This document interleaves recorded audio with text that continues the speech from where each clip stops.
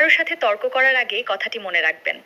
মৌমাছি কখনো ময়লার মাছিকে বোঝাতে যায় না যে তার চেয়ে মধুর দাম বেশি, কারণ যার চোখে ময়লায় স্বর্গ, তার কাছে মধুও মূল্যহীন। তাই সবার সাথে তর্ক করে নিজেকে ছোট করবেন না, আপনার মূল্য সবাই বুঝবে না। যে কারোর সাথে কঠিন সময়কে অভিশাপ ভাববেন না। কঠিন সময়ই মানুষকে শক্তিশালী করে তোলে। ঝড় না এলে যেমন গাছের শিকড়ের শক্তি বোঝা যায় না, তেমনি বিপদ না এলেও মানুষের ধৈর্য, সাহস আর চরিত্রের গভীরতাও প্রকাশ পায় না। তাই জীবনের প্রতিটি সংগ্রামকে শিক্ষা হিসাবে গ্রহণ করুন। কঠিন সময়কে ধৈর্য ধরুন।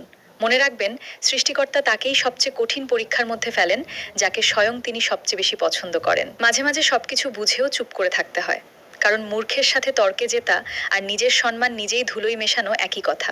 ধৈর্য ধরুন। মনে রাখ, যখন আমাদের আপনজনদের মধ্যেই গাদ্দার আর চালবাজ মানুষ থাকে, তখন শক্তিশালী সিংহ একটি কুকুরের কাছে হেরে যায়।